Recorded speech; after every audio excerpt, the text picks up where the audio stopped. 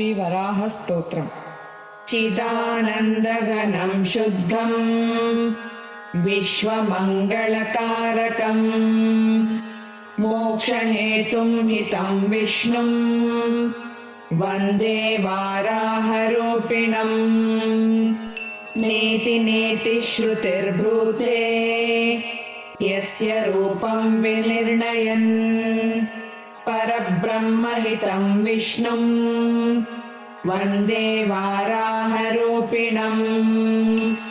तत्त्वमसीति वक्तारम् आविर्भूतं जगत्पतिम् श्रीसद्गुरुं हितं विष्णुं वन्दे वाराहरूपिणम्। तत्त्वमसीति वक्तारम् आविर्भूतं जगत्पतिम् श्रीसद्गुरुं हितं विष्णुं वन्दे वाराहरूपिणम्।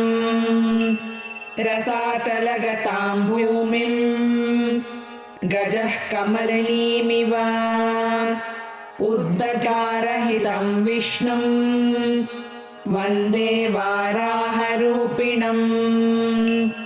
अवधीध्यो हिरण्याक्षम् विश्वकण्टकराक्षसम् विश्वपालहितं विष्णुं वन्दे वाराहरूपिणम्।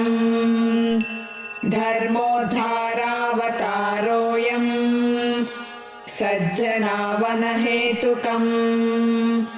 जगत्पतिं हितं विष्णुं वन्दे वाराहरूपिणम्।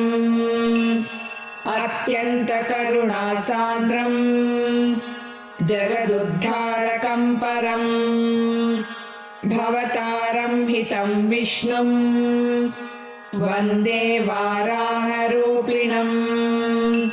सदैवाक्लिष्टकर्माणं जगतस्थितिहेतवे भवनौकां हितं विष्णुं वन्दे वाराहरूपिणम्।